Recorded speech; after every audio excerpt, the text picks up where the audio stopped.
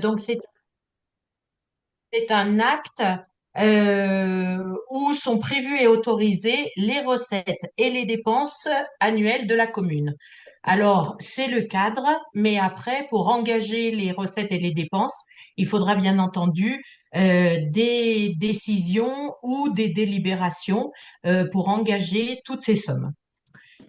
Donc, le budget de la commune, ce document cadre, comment on le fabrique à Nevache, en tout cas. Je voudrais à ce propos saluer Odile, je vois qu'elle est parmi nous, Odile Bonamour, qui fait partie de ma commission finance, parce qu'à Nevache, on a une commission finance faite d'élus et d'une personne extérieure au conseil municipal et qui nous aide à la constitution de ce budget. Donc en fait, en fonctionnement, on recense un petit peu toutes les dépenses qu'on a eues les années précédentes et puis on regarde celles qui pourraient bouger, celles, voilà, on le fait comme ça. Et par contre, en investissement, en fait, on interroge chaque, enfin c'est ma méthode, j'interroge chaque élu en charge de dossier pour me faire remonter quels pourraient être les investissements qui pourraient être mis en œuvre l'année suivante. Euh, en sachant que parallèlement à ce travail, il y a notamment pour l'investissement, il y a tout un travail de recherche de subventions pour les projets. Ça, c'est un travail quotidien que j'effectue avec ma secrétaire principale. Donc ce budget, nous, on met à peu près, on travaille dessus pendant 2 à 3 mois et il doit être voté le 15 avril maximum. Lors du conseil municipal d'approbation du budget, on a plusieurs votes à faire. Donc, on commence par le vote du compte de gestion qui est en fait euh, le, le travail que fait le trésorier qu'on a présent ici et qui est en miroir du travail que fait notre secrétaire en gestion quotidienne, je dirais. Après, on a le vote du compte administratif. Donc, le compte administratif, c'est les réalisations de l'année d'une commune. Après, on vote les taux d'imposition qui sont des recettes pour la commune. Donc, pour savoir quelle recette on aura l'année N+1, ben, on est obligé de savoir les taux. Et après, on fait bon, une petite opération qui s'appelle l'affectation du résultat pour arriver au vote du budget. Donc, c'est ça qui va nous permettre de nous diriger dans nos actions toute l'année. Voilà.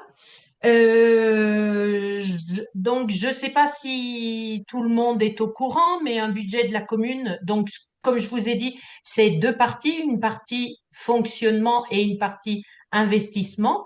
Donc, la partie fonctionnement, ben, c'est toutes les dépenses courantes de la commune. Donc, c'est les charges générales, c'est les charges de personnel, c'est les charges financières, principalement. Et puis, donc, en recette de fonctionnement, on a, donc, sous contrôle de Monsieur Ducatel, hein, mais donc, on a les produits des services. Donc, nous, on peut avoir, par exemple, les redevances de ski de fond. Les vaches, donc, on a du ski de fond. On a des redevances. Donc, par exemple, voilà, ça, c'est des produits des services. Ensuite, on a donc tout ce qui est impôts et taxes, comme je vous ai dit, donc le vote des taux. Ensuite, on a les dotations. Donc, les dotations, par exemple, on entend souvent parler de la DGF, la dotation globale de fonctionnement, ou là, plus récemment, on a entendu parler de la dotation, les aménités rurales, la dotation de biodiversité. pour laquelle la commune de Névache est bien dotée puisqu'on est tout en territoire Natura 2000. Et puis, on peut avoir aussi d'autres produits un peu plus spécifiques. Et puis après, donc on a la section d'investissement. Donc là, c'est pour les gros projets. Donc pour Névache, bah, cette année, on avait par exemple la réalisation d'un merlon de protection contre des crues qu'on a réalisé. Donc en investissement, on avait des sommes. Et puis en fonctionnement, pardon, en dépenses et en recettes, on avait en face toutes les subventions qu'on a pu trouver auprès en l'occurrence, auprès de l'État et de la région.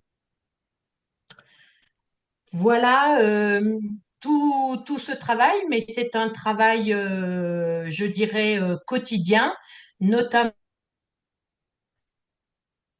pour le maire et sa secrétaire pour financer tous ces projets, pour les recherches de subventions.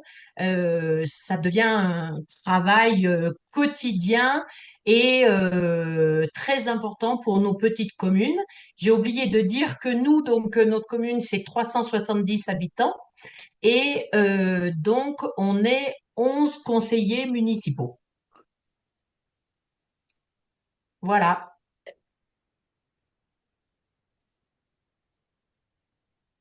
Merci, merci beaucoup. Euh, est-ce qu'il y aurait peut-être une question dans des participants déjà? Si, est-ce que vous souhaitez réagir sur un point en particulier? Peut-être une question de ma part, Guillaume Vangaver. Donc, qu'y a-t-il des revenus liés au tourisme? Je pense notamment à la navette. Donc, c'est surprenant que ça soit pas mentionné. Non. Alors, la navette de la Haute-Clarée, la- de la Haute-Clarée ou de la vallée étroite est une compétence de la communauté de communes du Briançonnais. Donc, les recettes de la navette, comme les dépenses, c'est la communauté de communes qui les effectue. Alors, la commune, par contre, elle a la compétence parking. Donc, quand vous payez vos parkings à Laval ou en vallée étroite, effectivement, les recettes vont dans le budget de la commune, mais uniquement ces recettes-là. Et est-ce que la mairie a regardé, j'imagine, réfléchi à comment finalement bénéficier davantage financièrement de l'attrait touristique de la vallée de Névache, du point de vue de son budget? Alors, c'est vrai qu'on réfléchit grandement sur la question des parkings, du paiement des parkings, mais c'est intimement lié avec la question de la navette. Donc, enfin, c'est un dialogue permanent avec la communauté de communes. En sachant, par exemple, je donne un exemple, il y a la, enfin, je sais pas si tout le monde a en tête l'arrivée à Névache, là où toutes les voitures se garent et où les gens prennent la navette, le départ des navettes. Pour l'instant, on le fait pas payer parce que la navette est payante. Mais on pourrait peut-être imaginer un jour, mais le problème, c'est qu'il y a ces deux caisses différentes. Mais on pourrait très bien imaginer un jour que le parking est payant et qui donnerait, par exemple, un accès gratuit à la navette. Ça pourrait être une réflexion, voilà. Après, sur d'autres sources liées au tourisme, il y a la taxe éventuellement de séjour, mais là encore, la compétence promotion du tourisme est à la communauté de communes, et ce qui fait que la taxe de séjour collectée par la commune de Névache, comme les 8 communes qui font partie de l'Office du tourisme des Hautes-Vallées, est reversée entièrement à la communauté de communes qui, qui, elle, reverse derrière de nos offices du tourisme dans nos communes. Ok, merci. Et on a Juste une question. Ouais, allez-y. en complément également, retombées liées à l'attraction touristique, je pense qu'il y a tout ce qui a attrait à la fiscalité, notamment les majorations. Je ne sais pas si j'ai pas en tête, Nevaj, majoration de taux en matière de taxe d'habitation sur les résidences secondaires. Donc, c'est quelque chose de nouveau qui est intervenu, ça aussi. Effectivement, alors on a fait la majoration maximum, donc on est à 60% de majoration de taux de, voilà, pour la taxe d'habitation donc sur les résidences secondaires. Et effectivement, ça fait une bonne rentrée pour la commune. Et le ratio des résidences secondaires, peut-être pour mettre un peu de contexte? J'ai pas entendu. Le ratio entre résidence permanente et résidence secondaire, pour mettre un peu de contexte? Alors, il me semble que j'ai 70% de résidences secondaires sur ma commune. Wow. Donc, j'ai 370 habitants, mais en population DGF, donc c'est la population qui comprend la population permanente et les résidences secondaires. Je suis à 900, 911, quelque chose comme ça, quoi. 970 ou voilà, à peu près. Merci. Merci. Et on a une question dans le chat aussi sur les subventions. Est-ce que les subventions se demandent à date fixe chaque année ou au cas par cas? Non, alors c'est vraiment au cas par cas et chaque financeur a ses règles d'attribution de subventions. Donc c'est un très gros travail de veille et donc et de jonglage et de gestion parce que les arrêtés d'attribution de subventions ont des dates. Il faut pas rater les dates. Donc ça veut dire que c'est un travail perpétuel et pour ma secrétaire et pour moi. Parce qu'en plus, donc les, donc les institutions n'ont pas les mêmes compétences, donc financent pas les mêmes choses. Et puis, elles n'ont pas non plus les mêmes dates, par exemple, de commission qui examinent nos dossiers. Donc, en fait, c'est vraiment là, par exemple, on a eu une réunion avec l'État. Par exemple, la DETR, on a jusqu'au 31 janvier pour déposer les dossiers. Et par contre, on nous a dit que le fonds vert, par contre, c'est au fil de l'eau. Donc voilà, c'est vraiment tout le temps, on est en train de déposer des dossiers de demande de subvention. Très bien. Et la proportion de ceux qui vont au bout, enfin ceux qui aboutissent, c'est en fait quand vous en posez un, il y a une assurance que ça qu'il y ait une issue ou en fait c'est ouais. Non, Ok. pas forcément. Donc, bon, normalement, dans notre budget, on met que les subventions avec notification. Mais, par exemple, bah, clairement, la DETR, on doit déposer, on a jusqu'au 31 janvier pour déposer les dossiers. Le budget est au 15 avril et la réponse est en mai-juin. Donc, voilà, il faut jongler avec tout ça. Très bien. Ok. Et la DETR, c'est la dotation d'équipement des territoires ruraux. C'est bien ça. Voilà. Oui, c'est ça. Oui, oui. C'est vraiment la subvention très classique, je dirais. Voilà quoi. Très bien. Super. Je propose Daniel. Ah Est-ce qu'on oui, peut faire très vite parce que je suis dans une alors non, émission là, je coupe juste. sur Internet. Je propose qu'on Dis-moi passe rapidement. à l'intervention suivante. Euh, alors, Bah, hop, si vous êtes d'accord, oui. je vais juste couper là le micro, voilà. Ça va mieux. Ah, je crois qu'il y a une question par Il y a le une chat. question, ouais. On sait la complexité de ces dossiers de demande de subvention. Est-ce que la Comcom apporte un soutien pour la constitution de ces dossiers? Et sinon, Euh, à l'imaginer. enfin, sur certains dossiers spécifiques, moi, je sais que je suis pas mal aidée sur les dossiers de tout ce qui est protection contre les inondations. Donc là, voilà. Et après, non, c'est chaque commune qui se débrouille, voilà. Très bien.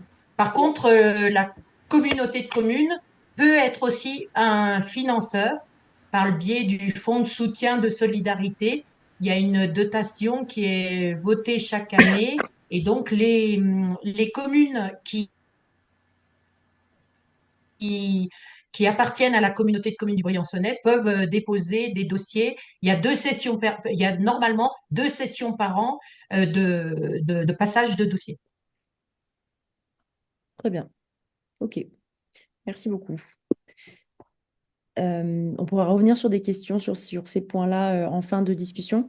On va peut-être passer à la deuxième intervention avec messieurs Patrick Rageot et Sébastien Ducatel. Je vous en prie. Voilà, je remets le son. Donc, je me présente, Patrick Rageot, je suis directeur du pôle gestion publique à la direction des finances publiques des Hautes-Alpes et je suis accompagné de Sébastien Ducatel, qui est responsable du SGC de Briançon. Donc, on va faire une intervention à deux voix. Juste en première réaction par rapport à l'intervention de Madame Chrétien et les derniers propos sur les projets d'investissement, parce que ben, on est en plein dans le cœur du sujet qui vous préoccupe ce soir. La recherche des financements et des subventions en particulier est essentielle. Et voilà, et c'est vraiment, comment dire, c'est pas de l'artisanat, il faut vraiment chercher de tous les côtés. C'est vraiment un gros boulot à bien avoir en tête. Sébastien pourra compléter également parce que bon, il a lui-même travaillé dans une grande collectivité en tant que directeur financier, donc ces sujets-là, il les connaît. Et c'est essentiel pour arriver à financer les investissements. À défaut, ben, en fait, ça va être l'autofinancement de la collectivité locale. Bon, je referme cette parenthèse. Le plan de notre intervention, c'est tout d'abord une intervention sur les missions du comptable. On a Madame Chrétien qui a évoqué les missions du maire, le fonctionnement d'un budget. On fait un point ensuite sur l'offre de services de la DGFiP, en particulier le rôle des conseillers aux décideurs locaux. Après, je laisserai la main à Sébastien qui va vous en dire un peu plus sur la programmation des investissements et les différents leviers de financement des investissements. Donc, sur les missions du comptable, en fait, on a un rappel d'un principe, séparation de l'ordonnateur, donc Madame Chrétien, ordonnateur, et du comptable, Sébastien Ducatel, comptable, avec des missions et des compétences exclusives. Donc, c'est classiquement la séparation vient du fait que seul le comptable est habilité à manipuler des deniers publics. Alors après, on a parlé du budget.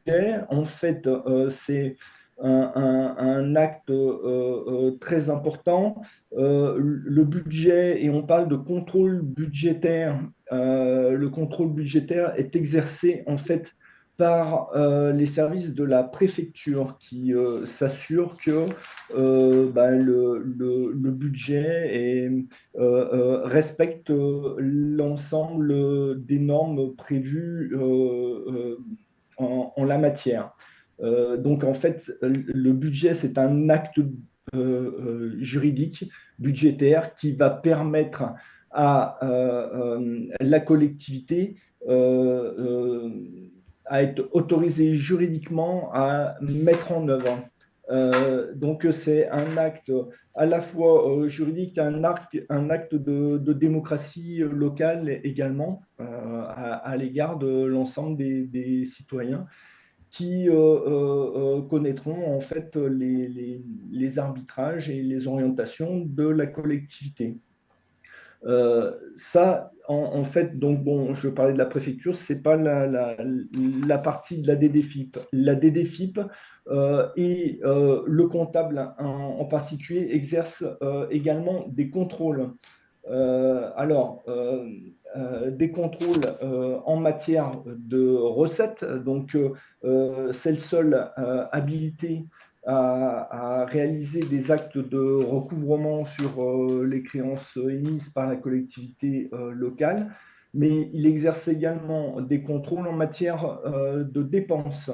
Il s'assure de la correcte imputation des crédits, de la réalité du service fait, de la non-prescription de créances, du caractère libératoire des dépenses, des pièces justificatives qui doivent être fournies, dont la liste est définie par décret. Donc tout ça est très encadré.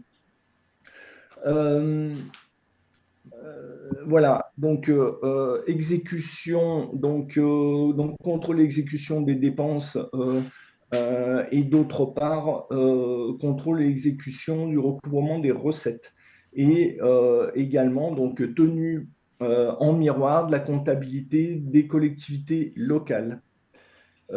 J'ai fait ensuite un petit zoom sur la responsabilité des gestionnaires publics. Donc, pourquoi je fais ce petit zoom? Parce que, en fait, bon, mes propos précédents indiquaient que les finances d'une collectivité locale sont suivies attentivement par la préfecture, par la DDFIP, mais il y a également une autre entité qui est la Cour des comptes.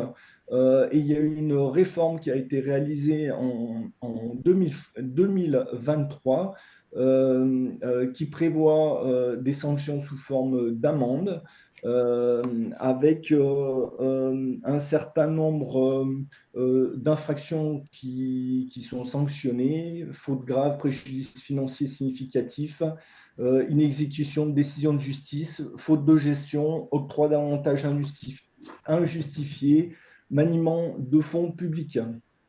Et pour signaler que le comptable public a la possibilité, et donc une procédure particulière, lorsqu'il détecte un élément qui serait susceptible d'engager la responsabilité financière du gestionnaire, donc du maire, de le lui signaler et le mettre en garde devant cette situation.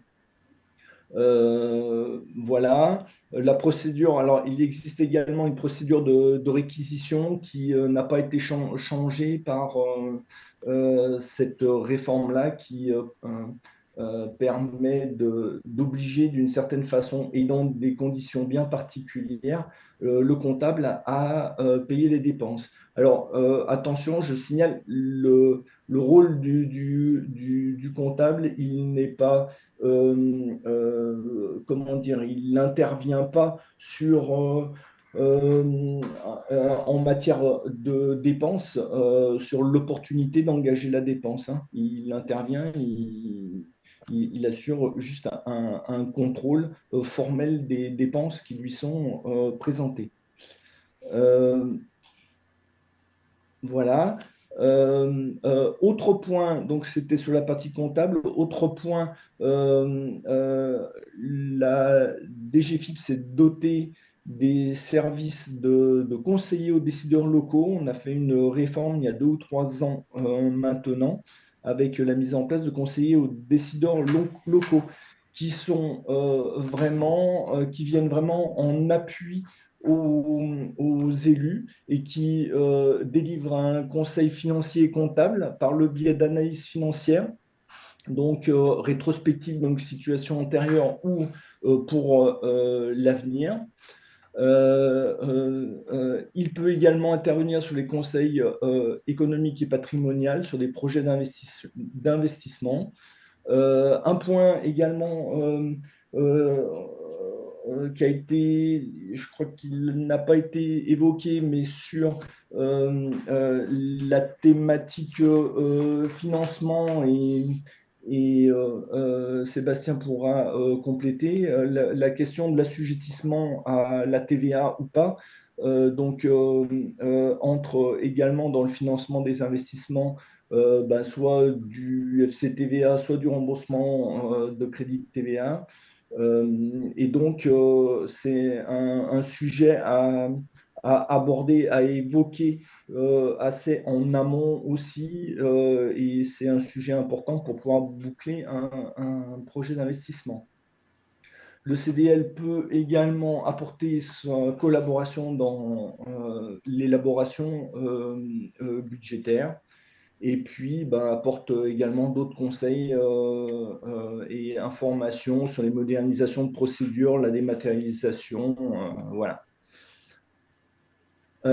Le département, en fait, est divisé en 3 services de gestion comptable entre Briançon-Embrun et Gap, et les CDL interviennent donc en appui des SGC avec des périmètres qui sont calés. Pour Embrun, en fait, on a un CDL, Madame Delorme, qui couvre le territoire du Diez-Roi-Queyras et la Comcom de Serponçon. Sur Briançon, on a un CDL Clément Barol qui couvre la Comcom du Briançonnais et celle du Pays des Écrins. Bon, sur Gap, pour mémoire, donc il y a 2 CDL, un qui fait la Comcom Serponçon Val d'Avance et le Champsaur Valgaudemar, un autre qui fait la Com d'Aglo de Gap et la Comcom de Buège d'Évoluy. Et enfin, on a également un CDL qui est supradépartemental qui couvre en fait la Comcom du Sisteron et Buège qui est sur le 04 et le 05.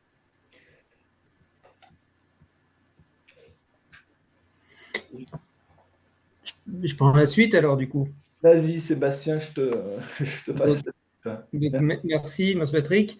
Oui, donc là, moi, la partie qui me semblait importante d'aborder, c'est le nerf de la guerre, hein, c'est vraiment le côté purement financier et comment on met en musique les choses par rapport au fait que l'investissement, ça découle d'un programme, bien souvent d'un programme politique, évidemment, puisque un élu, il est élu sur un programme qui entend des investissements.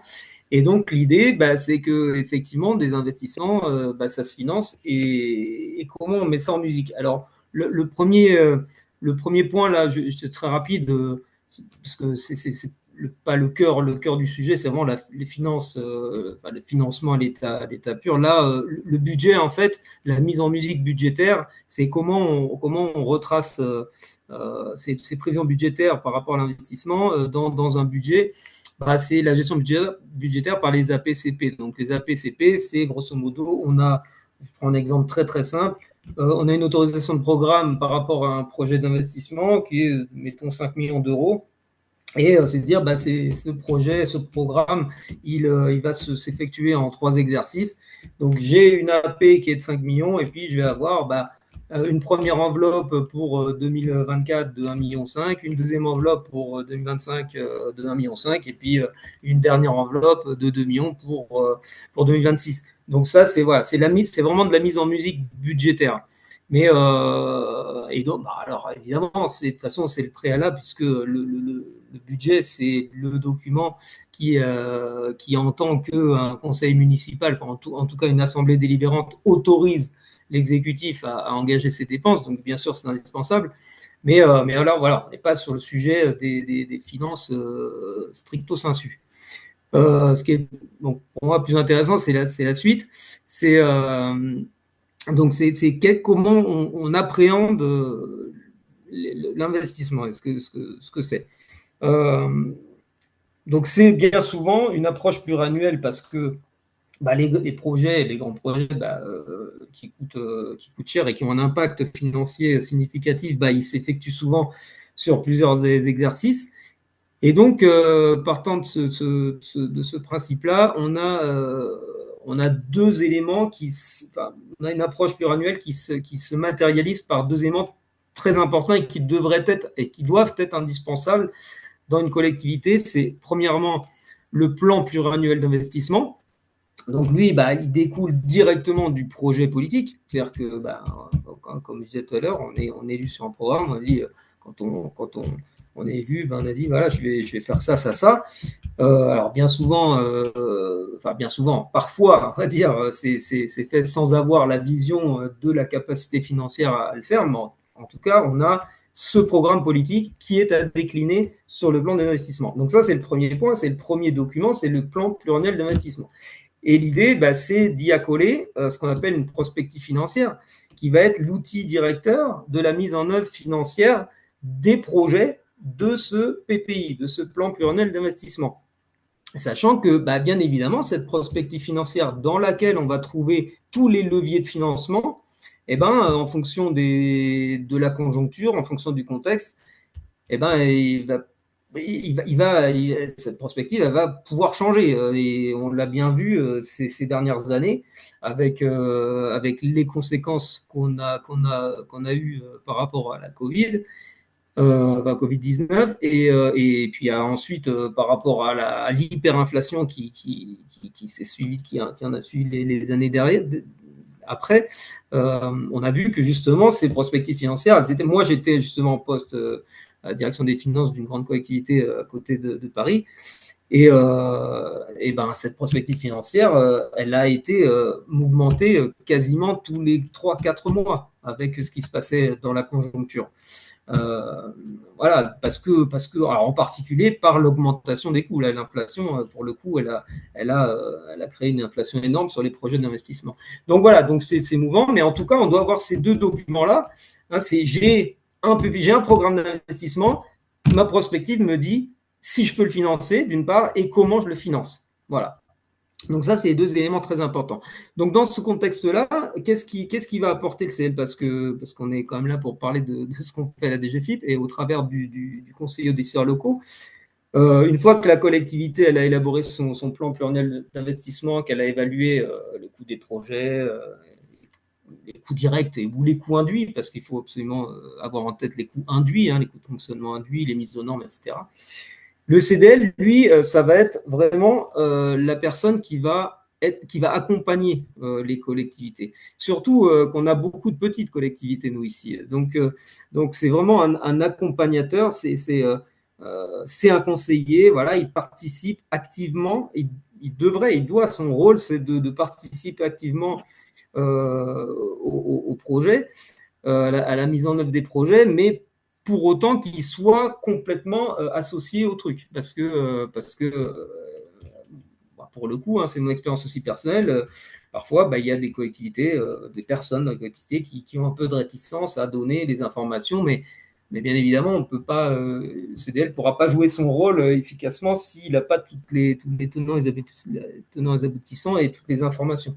Donc le CDL, c'est plusieurs mots, c'est indépendance, il va faire son travail de manière indépendante, en toute discrétion et en toute transparence. C'est-à-dire que là où une collectivité va pouvoir aller demander un conseil ailleurs, il n'est pas dit qu'il n'y ait pas des avis qui soient plus ou moins dirigés. Bon, le conseiller aux décideurs locaux, il n'a aucun intérêt là-dedans, il n'y a aucune dimension politique là-dedans, il restitue des informations qui sont totalement impartiales. Voilà, il ne donne pas une donnée brute comme ça. Il va restituer des informations et des données qui sont brutes et il va les expliquer. Mais au-delà de ça, il n'y aura rien d'autre, quoi. Il n'y aura pas de dimension politique ou quoi que ce soit. Donc concrètement, il va pouvoir commencer par faire, et ça c'est précieux, hein, par faire des analyses rétrospectives.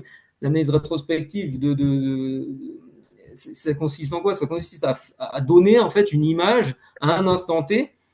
Alors là, du coup, en amont des projets envisagés, c'est donner une image à un instant T de la situation patrimoniale et financière de la collectivité. Ça va donner un peu les infos sur la capacité, sur est-ce que j'ai l'air insolite, pas solide, pour envisager, ne serait-ce qu'envisager ça, ça ou ça. Ensuite, l'élaboration de ce document que j'appelais prospective financière, hein, il peut tout à fait aider à ça. Et puis après, il y a l'analyse prospective des projets. Et ça va amener à pouvoir aider à la décision en matière des choix de financement à privilégier. Voilà. Donc ça, c'est pour expliquer un petit peu ce que ces conseillers ou décideurs locaux peuvent apporter dans le processus du financement des investissements. Et donc, alors concrètement, c'est assez facile. C'est-à-dire que financer un programme d'investissement, ça commence par la base. C'est quoi la base? C'est dans toute entité, qu'elle soit privée, une société, enfin une entreprise privée, qu'elle soit publique, il y a une règle de base, c'est que c'est le fonctionnement ou l'exploitation des activités, de l'activité qui doit générer de l'excédent. Donc ça, c'est vraiment la base de la base.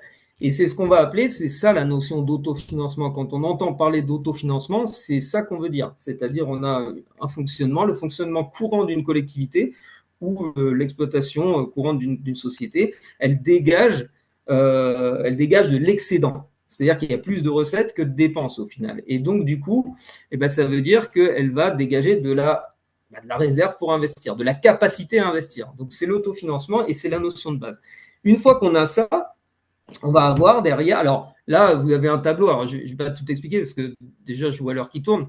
Mais vous aurez le diapo, hein, je crois. Hein. Oui. Ça. Vous pourrez regarder parce que après, il y a des ratios qui donnent la vision. Est-ce que j'ai un autofinancement suffisant, pas suffisant? Voilà. Donc, il y a un certain nombre de ratios qui guident les actions en matière d'autofinancement, de recherche d'autofinancement.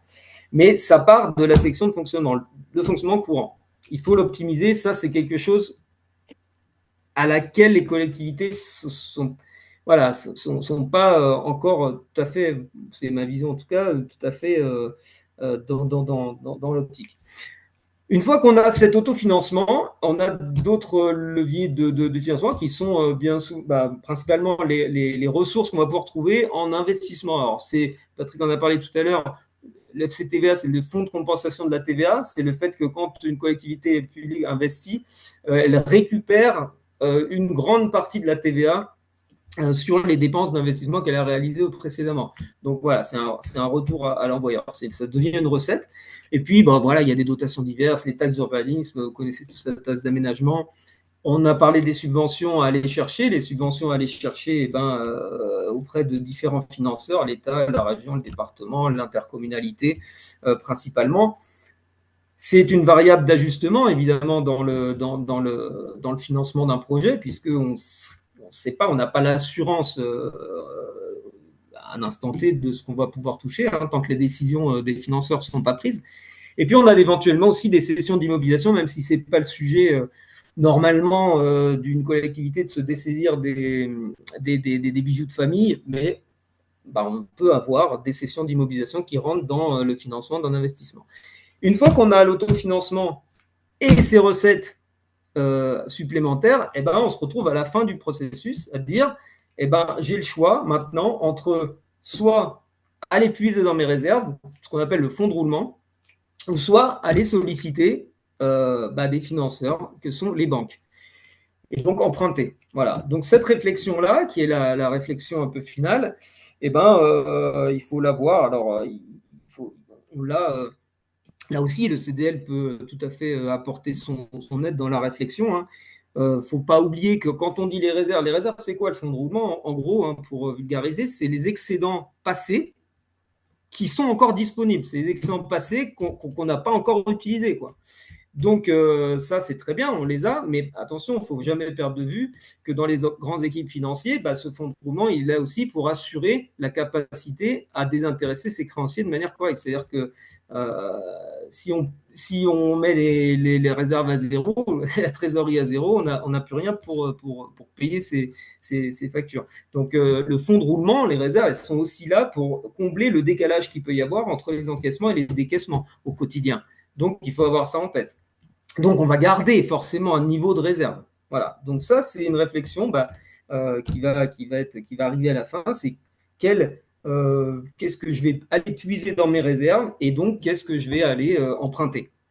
Voilà. Donc, ça, c'est vraiment c'est une vraie stratégie à avoir, hein. Et là, on fait le lien avec la suite, hein, sur l'emprunt, parce que je crois que l'autre intervention, c'est par rapport à ça. Oui, l'emprunt, donc l'emprunt, il faut quand même le voir comme quelque chose comme un outil de finalisation en fait, hein, des plans de financement. Voilà, une fois que j'ai mis toutes mes recettes, que j'ai déterminé ce que je pouvais aller puiser dans mon fonds de roulement, bon il me reste ça à financer. Ok, je vais aller sur l'emprunt avec tout ce qui en découle de la nécessité d'avoir une stratégie sur la gestion de sa dette à la fois souscrite et de la dette à souscrire. Parce qu'une dette déjà souscrite, qu'on a déjà en portefeuille, elle se gère aussi. Elle peut se gérer, hein, en remboursement anticipé, etc. Bon, il y a différentes. Mais voilà. J'ai essayé de faire le plus rapide possible. Il y a un petit exemple, je ne sais pas si on l'aborde ou si on verra sur Exemple, alors bon, voilà, si le diapo est mis à disposition, Oui. c'est un exemple très, très, très, très bateau, très facile, hein. Voilà, on a 400 000 euros à trouver pour équilibrer un plan de financement. C'est-à-dire, une fois qu'on est arrivé à la réflexion finale de dire, j'ai un fonds, qu'est-ce que je fais, fonds de roulement ou emprunt, voilà. Donc là, on a une collectivité dans cet exemple. Euh, on a un fonds de roulement, des réserves existantes disponibles de 600 000 euros qui correspondent à 90 jours de charge réelle de fonctionnement. Si elle veut préserver un équivalent de 60 jours de charge réelle de fonctionnement, ça veut dire que elle va pouvoir aller puiser dans ces 600 000 euros 200 000, un tiers. Voilà, donc elle a 200 000 euros où elle va puiser en fonds de roulement, et donc il restera 200 000 euros pour aller sur la solution de l'emprunt. Ok, merci beaucoup. Peut-être qu'on peut prendre une unique question, et puis passer à la suite pour être sûr d'avoir le temps à la fois pour la troisième intervention et puis à la fois pour la discussion finale. Merci Alors, beaucoup. Ouais. j'avais vu une question qui disait quel pourcentage de financement pour un projet entre la mairie, l'interco et l'État. Mais là, il n'y a pas il y a pas de réponse toute faite. C'est-à-dire qu'on va aller demander des subventions aux différents financeurs que sont les intercos, le département, la région, l'État, et donc du coup, au travers des enveloppes, parce que ce sont des enveloppes aussi, hein, l'État, il a des enveloppes allouées à différents types de projets avec des politiques publiques encouragées, pas encouragées, bon voilà. Mais à la fin on a plein de projets de plein de communes, plein de collectivités qui arrivent à la préfecture, qui arrivent dans les services de l'État, de la région, et donc après, c'est des arbitrages. Donc, de toute façon, il n'y a pas de pourcentage de base, quoi. Après, on considère que plus un projet il est financé par de la subvention, et plus on a super bien fait le travail. C'est sûr que si sur un projet d'1 million d'euros, on est subventionné à hauteur de 60%, 70%, c'est super. Il ne reste que 30% à financer. Voilà, mais ça, on ne peut pas le savoir à l'avance. Je veux juste préciser par rapport à ça, on a les financeurs généralement ils vont pas plus loin que 80%. On a toujours normalement au maximum on va à 80%. Et juste rappeler aussi, vous avez parlé du FCTVA. En fait, les subventions, c'est sur les montants hors taxes. C'est pas sur les montants TTC. Donc, c'est 80% du montant hors taxe et la commune doit payer les 20% restants plus la TVA. Oui. Et juste dans notre quotidien, j'ai oublié de préciser dans votre première diapo, il y a la séparation entre la commune et Non, le trésorier. non, Mais en c'est ça. fait, je veux Non. juste dire que on communique quand même tous les jours Ah oui, avec oui. la trésorerie. Et ma secrétaire, je pense pas qu'elle ait un jour sans appeler Monsieur Ducatel ou les autres personnes à la trésorerie. Et le CDL, vous avez bien fait d'en parler parce qu'il est vraiment présent et en tout cas, nous, Nevache, on l'appelle assez souvent pour lui demander des conseils sur les projets, sur comment monter un financement participatif, sur plein de choses comme ça. Et il nous aide vraiment et c'est quelqu'un qui est très proche de la commune. Très, très bien. Ouais, ouais, c'est vrai que on est, alors le territoire est comme ça, on a plein de communes pas très grandes et donc du coup il y a une proximité quand même dans le travail qui est assez importante. Et nous de toute façon, que ce soit mon CDL ou moi, on a une optique absolument et résolument partenariale en fait. Juste un point pour compléter, et c'est vos propos qui me font réagir. En effet, donc le CDL est là pour les collectivités, en particulier pour les petites collectivités qui n'ont pas un service financier qui est important. Et donc, effectivement, pas hésiter à l'associer le plus en amont possible. Je vois, moi, dans ma pratique quotidienne, parfois, on a certaines collectivités qui commencent à venir nous voir quand il y a une difficulté en matière de financement. Et on arrive trop tard. Et je pense en particulier sur les sujets, parce que la TVA, selon les projets, ça peut être du FCTVA, ça peut être du remboursement de crédit de TVA. Et en fait, la collectivité, alors vous avez bien compris, en ce qui concerne le financement au niveau des subventions ou de la TVA, comment dire, on a des ressources, j'ai envie de dire, théoriques, mais la collectivité va devoir supporter des décalages entre le montant des financements prévus initialement et le moment où ils sont effectivement versés. Et donc le sujet de la trésorerie, il est essentiel. Voilà. Et le rôle de conseil est important. J'ai une collectivité qui était venue me voir en disant, ah ben le RCT, le remboursement de crédit de TVA, on doit l'avoir, et ça nous permet de boucler le financement. Sauf qu'au cas particulier, ce n'était pas les sommes prévues qui ont été liquidées, et ça met la collectivité en grande difficulté. Donc, pas hésiter à l'associer. Un autre sujet aussi, juste après, je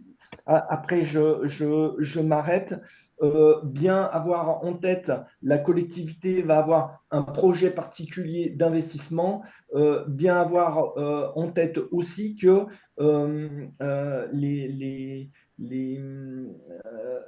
la collectivité va se retrouver à un moment donné exposée à d'autres types d'investissements qui n'étaient pas prévus, et ces imprévus, il va falloir les gérer.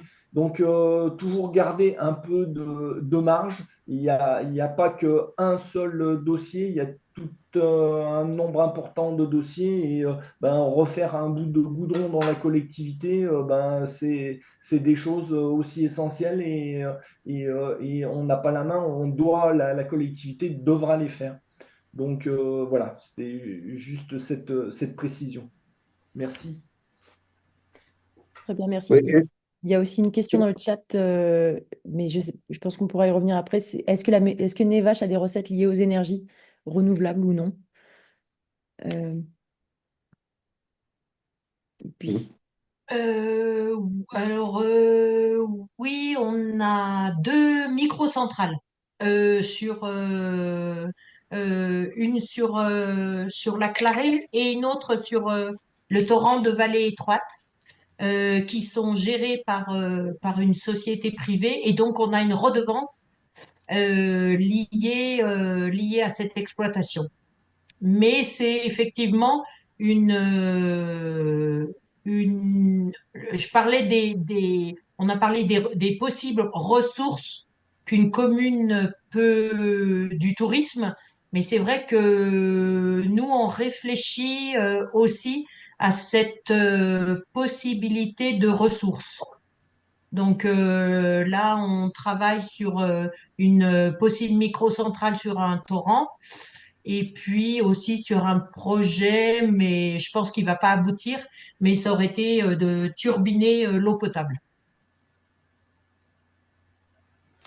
Très bien. Merci beaucoup. Donc, il nous reste environ 20 minutes sur le temps prévu initialement. Euh, Raphaël et Mathias, je vous en prie, vous pouvez partager votre Une écran. question, Euh, on prendra les questions peut-être après pour qu'on avance un peu, au moins qu'on finisse les premières interventions. J'arrête mon partage en tout cas. Hop.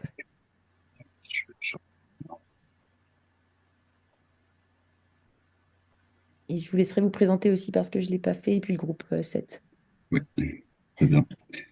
Donc, bonsoir tout le monde. Alors, je vais vous mettre un quand vous voyez mon écran. C'est bon pour vous? Oui. Ok. Donc, voilà, Raphaël Stanner, je suis consultant juriste senior à la l'ACET, filiale de la Caisse des dépôts et consignations. Donc, la CET, hein, c'est une filiale qui a vocation à accompagner les projets des collectivités territoriales. Je laisserai Mathias se présenter ensuite. Juste pour finir, voilà, on travaille au sein de la CET, plus particulièrement sur les sujets précisément d'énergie renouvelable. Je te laisse la main, Mathias, pour te présenter. Oui, bonjour à toutes et à tous. Donc Mathias Ben Saïd, consultant financier senior à la CET. Donc avec Raphaël, constitue un binôme au sein de cette société qui travaille quasi exclusivement sur les projets d'énergie renouvelable pour les collectivités. Et donc Raphaël s'occupe principalement de la partie montage juridique et moi de la modélisation économique et financière des projets. Merci, Mathias. Donc, d'abord, en première approche, on va donc s'intéresser aujourd'hui sur le modèle économique en fait des projets d'énergie renouvelable et comment ils peuvent être déployés au niveau des territoires. Donc très concrètement, c'est de savoir comment ça fonctionne, comment ça rapporte de l'argent et comment ça se finance. Alors tout d'abord, on va commencer par introduire les modalités qui permettent finalement à un producteur d'électricité renouvelable de financer son modèle économique. Et aujourd'hui, dans ce schéma et ces différents modèles, en fait, sont ceux qu'on retrouve classiquement sur des projets ENR dans les territoires. Le premier de ces modèles, c'est le modèle en revente totale. C'est celui qui a été évoqué par Madame Chrétien à l'instant, c'est-à-dire le fait qu'on un producteur se conclut un contrat d'obligation d'achat avec une entité d'EDF qui s'appelle EDF Obligation d'achat, par lequel ce producteur va revendre l'intégralité de sa production sur la longue durée, sur 20 ans, et à un prix déterminé, de sorte à amortir son investissement. Donc traditionnellement, c'est un modèle qu'on va beaucoup retrouver dans les collectivités où effectivement, les collectivités vont mettre à disposition leur foncier au profit de ce type d'opérateurs qui, en contrepartie, vont verser une redevance d'occupation domaniale. Donc ça, c'est la modalité, je dirais, la plus classique qu'on retrouve aujourd'hui sur les territoires.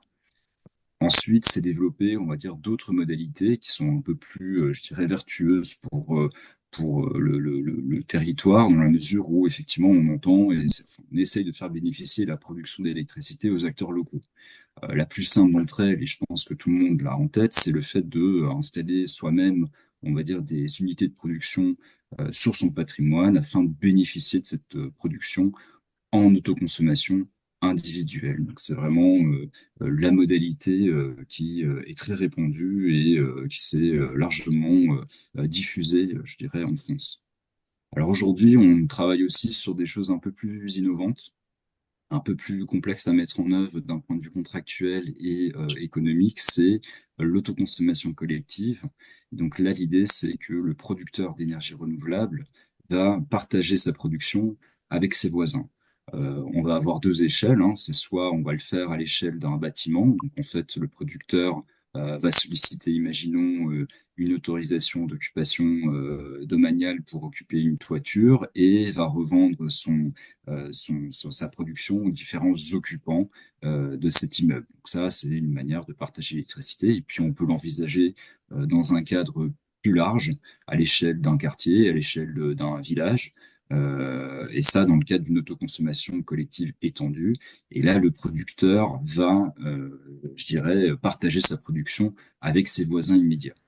Alors, c'est des modalités de valorisation d'électricité qui sont un peu dérogatoires au cadre classique aujourd'hui, hein, qu'on connaît dans le droit de l'énergie, puisque je le rappelle, hein, depuis les années 2000, on a ouvert à la concurrence le secteur de l'énergie, et donc on opère une distinction entre la production, la fourniture, la distribution et le transport.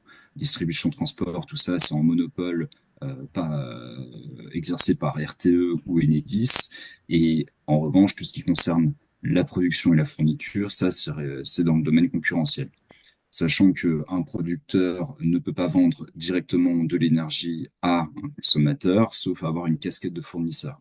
Donc, par exemple, ça, c'est le cas de EDF, hein, qui est à la fois producteur et fournisseur d'énergie. Mais dans le monde de l'énergie renouvelable, traditionnellement, les producteurs n'ont pas cette casquette de fournisseur.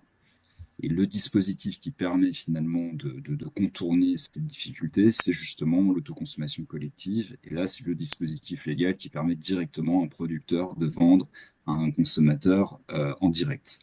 Alors, c'est là où je dirais que ça se complexifie. C'est que c'est une exception, et comme toute exception, eh bien, on va l'encadrer. Et par exemple, dans le cas d'une autoconsommation collective, on va imposer à ce que l'ensemble des participants à l'opération soient rassemblés, soient liés entre eux au travers de ce qu'on appelle une personne morale organisatrice. Très concrètement, ça peut être une association. Et cette personne morale organisatrice aura vocation à comptabiliser les flux entrants et sortants de l'opération. Ça fait office, entre guillemets, de compteur Linky au sein de l'opération. Et en plus de ça, en ce qui concerne les autoconsommations collectives étendues, on va fixer des critères aussi un peu restrictifs en disant que l'opération ne pourra avoir lieu que dans un périmètre de 2 km qui représente la distance qui sépare les participants les plus éloignés. Et troisième contrainte, c'est que la puissance de ces opérations est limitée à 3 MW au maximum. Voilà, et je vais laisser à Mathias le soin d'exposer le volet plutôt économique de chacun de ces modèles. Je te passe la Ouais. parole, Mathias. Merci Raphaël. Euh, Peut-être en préambule, rappeler un peu les ordres de grandeur de coût des énergies renouvelables. Alors aujourd'hui, on a différentes énergies renouvelables, hein, la méthanisation, le photovoltaïque, l'éolien, la géothermie. Là, j'ai mis quelques exemples typiques, notamment sur le photovoltaïque. Le photovoltaïque, ça peut être au sol, en ombrière ou en toiture. Généralement, donc on parle en kilowatts crête, c'est la puissance installée. On a des ratios, hein, qui diffèrent sur le photovoltaïque, avec le moins cher étant le photovoltaïque au sol, puisque généralement c'est des grandes installations, donc on bénéficie d'économies d'échelle. Et le plus cher, le photovoltaïque en ombrière, puisque les ombrières nécessitent notamment d'installer des structures métalliques pour les soutenir, et donc ça va forcément augmenter un peu les capex, donc les coûts d'investissement de ces installations. Euh, pour vous donner un ordre de grandeur, si on parle de photovoltaïque en toiture, une installation de 150 kilos coûterait en coût d'investissement 180 000 euros. En coût d'exploitation, donc entretien maintenance, hein, on serait à peu près sur 3 000 euros par an. Et pour vous donner un ordre de grandeur de surface, 150 kilowatts crête, ça représente à peu près 1000 mètres carrés de surface de toiture recouverte. Donc voilà, en fonction de ces ratios, vous pouvez vous rendre compte aussi par rapport à votre patrimoine ce que vous pouvez installer et quel coût d'investissement ça aura. Je vais pas évoquer, voilà, on va tout de suite passer aux recettes. Donc là, on a vu les coûts. En termes de recettes, donc les recettes vont différer selon le mode de valorisation de l'électricité qu'on aura choisi. en fonction des modes qu'a présenté Raphaël précédemment. Donc le mode qui a été jusqu'à maintenant le plus répandu c'est la vente totale, la vente en totalité de l'électricité auprès d'EDF-OA pendant 20 ans à un tarif qui est fixé. Pourquoi ça a été très, très largement répandu jusqu'à maintenant? Pour deux raisons. La première, c'est que ça sécurise les partenaires bancaires, le fait d'avoir des recettes qui sont sécurisées sur 20 ans. Donc, pour contracter un prêt, pour pouvoir réaliser ce genre d'installation, c'est plus fluide. Et deuxième raison, c'est que l'autoconsommation est relativement récente. Donc, les textes juridiques et toute la stabilisation juridique de ce mode de valorisation de l'électricité a pris aussi plus de temps et aujourd'hui revient bien plus en devant de la scène. Donc si jamais on va en vente totale, les prix aujourd'hui sont fixés par la Commission de régulation de l'énergie, la CRE, et sont tels qu'ils sont exposés sur ce tableau en fonction de la puissance installée. On n'a pas les mêmes tarifs. À noter que au-delà de 500 kilowatts crête, donc sur quand même des installations qui commencent à être assez importantes, il n'y a plus de tarif de rachat qui est garanti. Euh, pour bénéficier d'un tarif de rachat, il faudra répondre à un appel d'offres de la Commission de régulation de l'énergie. Et donc, il y a plus de risques, entre guillemets, quand on veut développer ce type de projet que quand on développe des projets inférieurs à 500 kilowatts crête. À noter que ces tarifs de rachat ne sont disponibles que pour les opérations soit en toiture ou photovoltaïque en ombrière. Les grosses opérations, généralement les opérations au sol, elles sont exclues de ce dispositif de tarif de rachat. Euh, alors on va vous donner maintenant trois exemples qui reprennent donc les trois modalités de vente, de valorisation de l'électricité.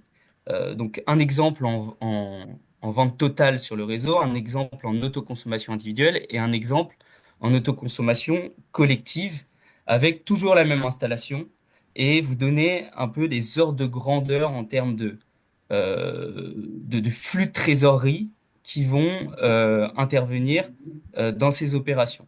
Alors, point de vigilance, euh, tous les projets, là, les trois projets, les trois modes de valorisation qu'on va vous présenter, on considère que la collectivité fait appel à un tiers investisseur. C'est-à-dire que un peu comme dans le cas de Madame Chrétien, c'est-à-dire que la collectivité n'investit rien et est bénéficiaire en fonction des modes de valorisation, soit de l'électricité, soit d'une redevance. Donc là, si on prend l'exemple de la vente totale sur le réseau, donc là, on a pris l'exemple d'un projet de 150 kilos, donc qui coûte 180 000 euros en coût d'investissement, investissement porté par un tiers investisseur, qui peut être une société privée, qui peut être une société d'économie mixte dédiée à ce type d'activité qui est présente sur le territoire. Euh, et dans ce cas-là, le contrat entre la collectivité et le tiers est un titre d'occupation. Là, on l'a mis sur 25 ans, puisque généralement, c'est la durée de vie des panneaux, généralement, est entre 25 et 30 ans.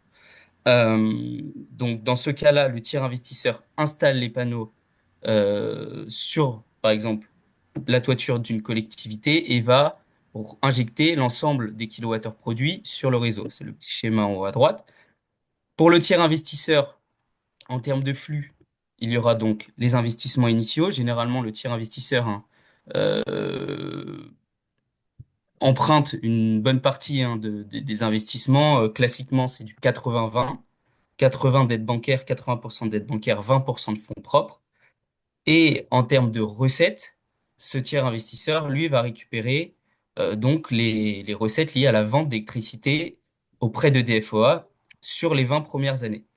Euh, Après les 20 premières années, puisque comme je vous l'ai dit, les panneaux généralement durent plus que 20 ans, le, le tiers investisseur généralement va continuer à revendre l'électricité sur le réseau, mais pas auprès de DFOA, directement sur le marché. Et généralement, c'est moins valorisé de vendre sur le marché que de vendre auprès de DFOA, qui est une sorte de subvention indirecte.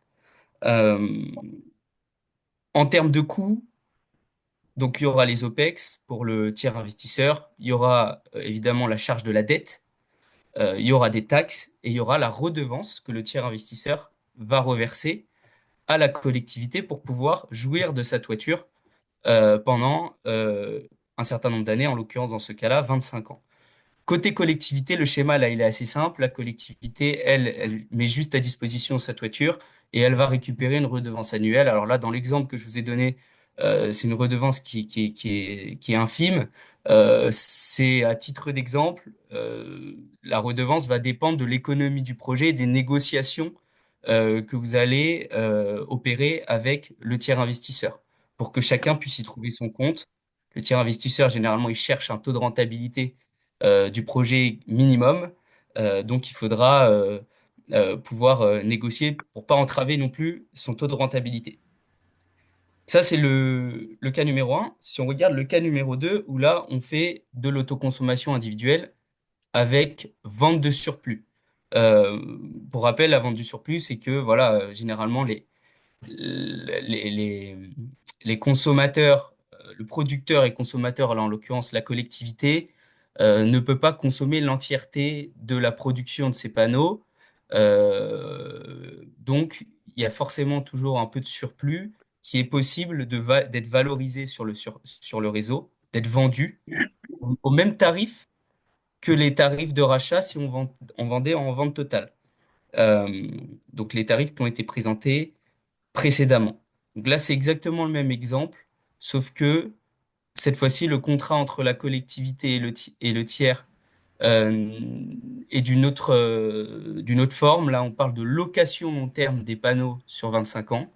C'est-à-dire que le tiers investisseur va donc porter l'investissement, installer les panneaux sur la toiture de la collectivité et va se rémunérer en louant ces panneaux à la collectivité sur la durée de vie des panneaux. Donc là, 25 ans. Euh, la collectivité, elle, va donc pouvoir jouir de l'entièreté des kilowattheures qui vont être produits par cette installation. Donc, une partie de ces kilowattheures vont être autoconsommés. Donc là, c'est une économie sur la facture d'électricité, puisque les kilowattheures autoconsommés seront des kilowattheures qu'elle n'ira pas acheter auprès d'un fournisseur classique. En plus de ça, en termes de recettes, elle va récupérer les recettes liées à la vente du surplus sur le réseau. Et en termes de coûts, la collectivité va donc payer le coût de location des panneaux auprès du tiers investisseur qui, lui, via ce montant, va pouvoir à la fois s'assurer une rentabilité et rembourser aussi son emprunt, puisqu'il aura porté l'emprunt directement à votre place. Euh, donc ça, c'est le cas de l'autoconsommation individuelle. Ah oui, pardon, je vois qu'il y a une question, je réponds rapidement parce que c'est vrai que c'est pour la lecture des slides, c'est important. Alors les CAPEX, c'est ce qu'on appelle, donc c'est les capital expenditures, donc c'est un anglicisme, mais c'est les coûts d'investissement. Et les OPEX, c'est les operational expenditures, donc c'est les coûts d'exploitation. Donc c'est tout ce qui est principalement lié à l'entretien et à la maintenance des panneaux sur leur durée de vie. Juste une précision pour Oui. compléter ce qu'a dit Mathias. Aujourd'hui, alors ce montage en location long terme, c'est un montage qui est permis depuis l'entrée en vigueur de la loi APER, donc c'est la loi d'accélération des productions d'énergie renouvelable en mars 2023. Voilà, donc c'est tout nouveau. Et le dernier cas de figure, donc c'est l'autoconsommation collective. Donc là, on est dans un cas où la collectivité serait uniquement euh, consommateur. Il y aurait une opération d'autoconsommation collective qui serait lancée sur son territoire. Elle voudrait se rallier à cette opération-là. Et donc, en tant que consommateur, donc dans ce cas-là, la collectivité, encore une fois, donc ne porte pas d'investissement. L'investissement est toujours porté par le tiers investisseur. La collectivité va, sur ses kilowattheures autoconsommés, économiser les kilowattheures qu'elle aurait donc payés auprès d'un fournisseur classique.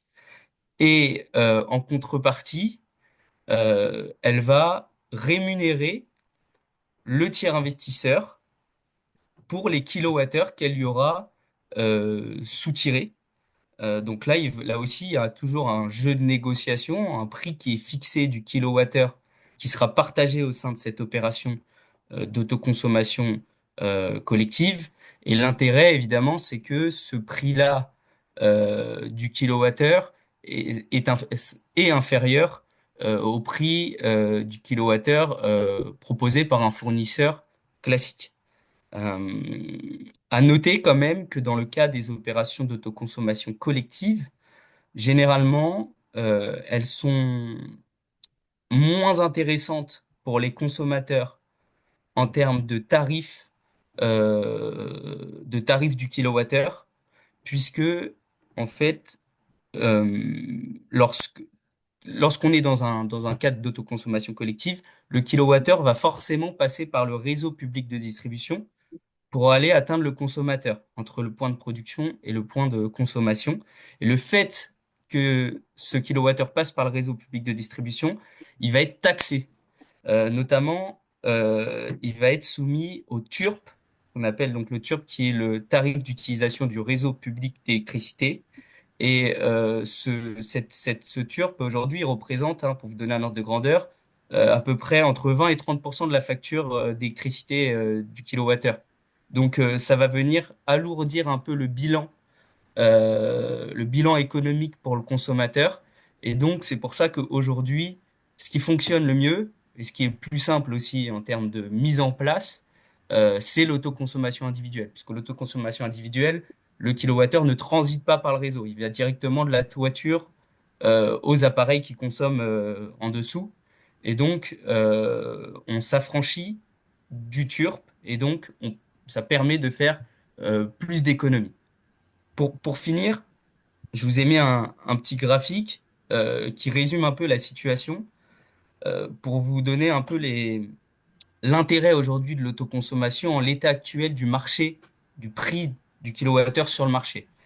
Euh, Dans les exemples que je vous ai donnés, le coût de production du kilowattheure à travers l'installation donc de 150 kilowatts crête sur 30 ans, il est de 8 centimes d'euros par kilowattheure. Euh, à titre de comparaison, aujourd'hui, nous, on travaille actuellement avec une collectivité, un département, qui sur ces bâtiments publics paye en moyenne 35 centimes d'euros du kilowattheure.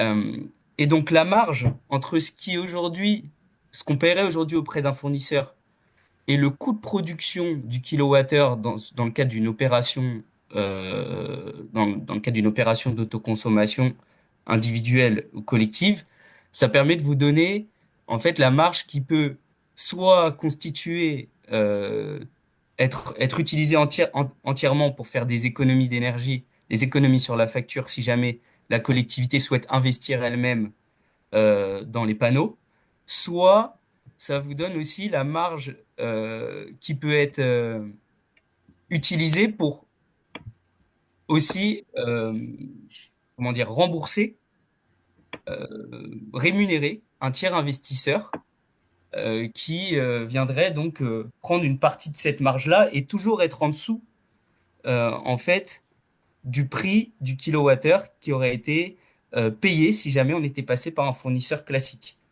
Et c'est important à avoir en tête aussi, c'est que le marché, il n'est pas stable. On va pas rester tout le temps à 35 euros 35 centimes du kilowattheure.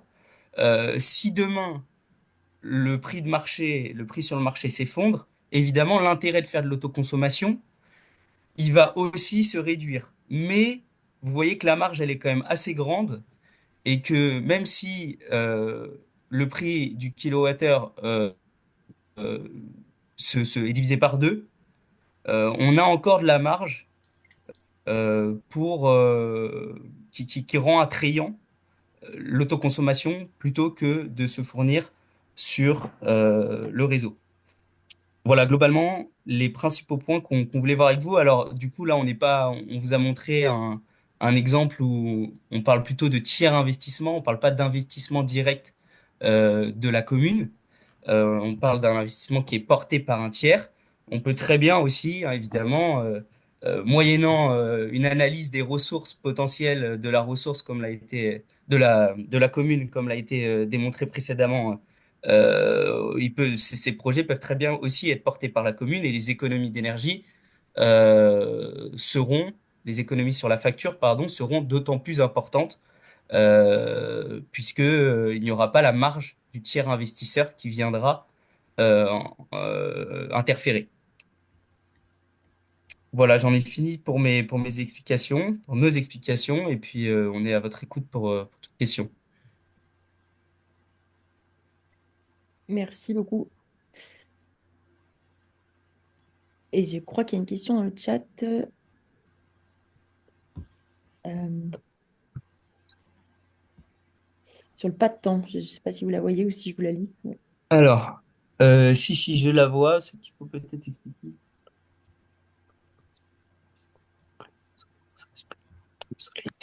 Alors, euh, en effet, alors je pense que, je ne sais pas si vous voulez prendre la parole, Monsieur Oui, Coste. oui, oui, c'est peut-être pour un peu préciser qu'effectivement, ce n'est pas une opération comptable, c'est-à-dire que sur une journée, si le producteur a produit, je sais pas moi, 30 kilowattheures et que personne n'a consommé à ce moment-là, et que par exemple le consommateur en face, lui, il a plutôt une consommation qui est en fin de journée, c'est pour expliquer qu'effectivement, dans ce cas-là, l'énergie, elle peut pas être autoconsommée. Il faut vraiment que les habitudes de consommation soient alignées avec la production. Alors, oui, en effet, je rebondis là-dessus. Vous avez tout intérêt quand vous faites de l'autoconsommation à en effet calquer au mieux vos consommations sur la production, puisque sinon, ça va se transformer en ce que j'ai appelé moi le surplus dans les slides que j'ai présentés, qui sera quand même valorisé, hein, il sera vendu, le surplus, donc c'est pas une perte totale, mais ça sera toujours plus intéressant d'économiser le kilowattheure que de le revendre, en tout cas en l'état actuel du marché de l'électricité. Puisque effectivement, le coût de valorisation qui est proposé aujourd'hui par EDF-OA sur des opérations d'autoconsommation collective est pas très intéressant. Donc, il vaut mieux économiser le kilowattheure, le consommer soi-même avant de le revendre, éventuellement en excédent. Mm.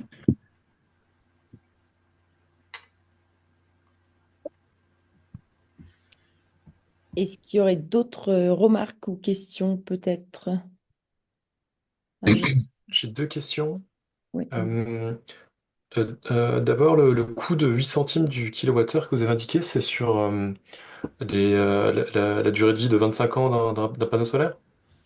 Oui, c'est une estimation hein, sur la base de nos modélisations. Là, j'ai modélisé en fait le projet dont on parlait, donc de 150 kilos, en y intégrant le coût de la dette. Euh, et donc, on est à peu près sur 8 centimes du kilowattheure. D'accord. Et euh, d'après votre expérience, c'est quoi les avantages à passer par un fournisseur pour une collectivité? Euh, quel travail fait le fournisseur qui est difficile à assumer pour une collectivité? J'imagine qu'il y a le financement, mais est-ce qu'il y a d'autres choses plus terre à terre, plus pratiques? Vous parlez du tiers investisseur, hein, c'est Ouais, qui ça? investisseur ou du fournisseur? Euh, Pardon, oui, le fournisseur du coup. Alors, parce que moi, j'ai pas parlé de fournisseur, je pense que vous parlez peut-être du tiers investisseur, c'est-à-dire celui qui va porter le projet À la en lieu place et de la place de la collectivité, ouais. collectivité, dans les exemples que j'ai montrés. Oui, j'imagine. Désolé, je me suis un peu perdu dans les termes. Pas de souci.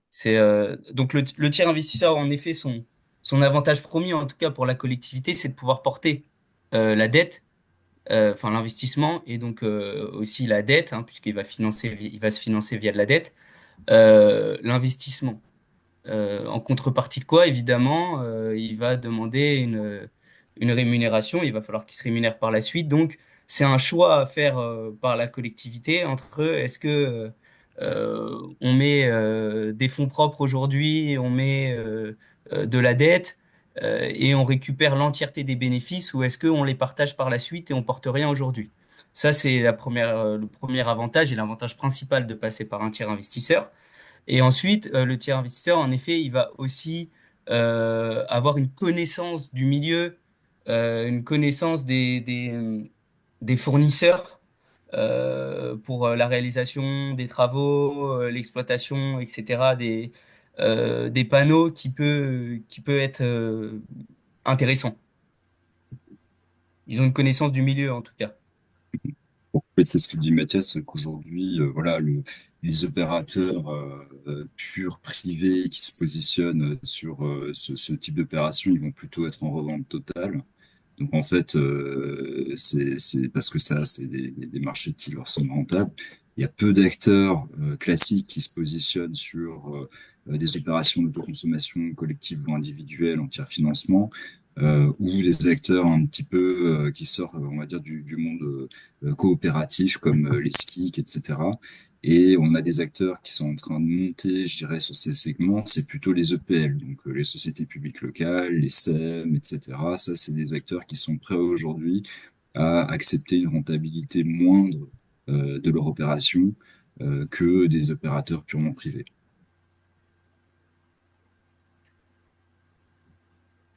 Pardon, j'ai pas compris. Qu'est-ce que c'est ces EPL? C'est des entreprises publiques locales. Donc, en fait, c'est des émanations des collectivités, hein. C'est des sociétés que les collectivités territoriales peuvent créer. Donc, en gros, il y en a deux types, hein. Il y a les SPL, donc les sociétés publiques locales, et qui sont uniquement composées de personnes, enfin, de collectivités territoriales et de groupements.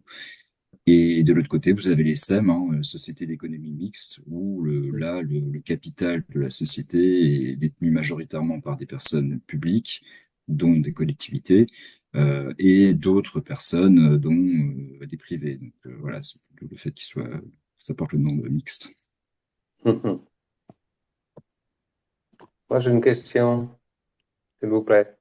Oui, allez-y. Oui. Oui, comment on peut stocker l'énergie là? Parce que pour les panneaux photovoltaïques, ça va marcher pendant la journée. On peut avoir besoin de l'électricité le soir, par exemple, hein, ou la nuit. Donc, En il y a un problème de stock là, quelque part. Comment on peut faire pour faire ça? Alors aujourd'hui, c'est une très bonne question, mais c'est une question qui aujourd'hui ne trouve pas, en tout cas, De réponse? si, mais pas à des conditions économiques qui sont très favorables. C'est-à-dire qu'aujourd'hui, on sait stocker de l'énergie à travers des batteries, notamment des grosses batteries, mais ce sont pas des solutions qui sont aujourd'hui économiquement viables. On est encore sur de la R&D en fait sur ce type de sujet. On Recherche et pense qu'à développement. l'avenir, hein, oui, recherche et développement, pardon. À l'avenir, ça va se décanter, mais aujourd'hui, en tout cas, c'est pas un modèle qu'on peut utiliser. Après, il y a à des échelles plus grandes, hein, si on parle de barrages hydrauliques, ça, c'est du stockage d'électricité. Mais bon, on est plus sur les mêmes Ouais. échelles que sur les exemples que nous, on a présentés pour lesquels il n'existe pas encore de solution de stockage. C'est pour ça qu'on a intérêt à opter pour la vente de surplus, hein, pour combler les trous en vendant à l'extérieur. Et puis, si on a besoin à un moment donné où ça ne produit pas, on peut prendre sur le réseau, quoi. Ça, c'est une option, en effet, mais euh, ça, c'est l'option si jamais vous n'arrivez pas à trouver, parce qu'on peut toujours trouver des sources qui consomment hein, la journée. Ça, il faut faire une analyse un peu plus détaillée de ce qui consomme sur vos bâtiments la journée. Et en fonction de ça, on pourra ensuite définir le mode de valorisation le plus adéquat. Effectivement, pour compléter ce que dit Mathias, c'est dans une opération d'autoconsommation collective, le producteur, il a l'avantage de pouvoir alimenter une pluralité de consommateurs en même temps. Alors certes, tous les consommateurs ont à peu près le même profil, on va dire, de consommation, à savoir peu consommer la journée, précisément au moment où l'installation produit potentiellement le plus d'électricité. En revanche, il y a effectivement des bâtiments qui consomment beaucoup d'énergie et tout le temps. Par exemple, une cuisine centrale, ça c'est vraiment le bâtiment très consommateur. Donc si vous pouvez faire une boucle d'autoconsommation qui a un bâtiment de ce type-là, ça peut largement augmenter le taux d'autoconsommation de l'opération et rentabiliser l'opération.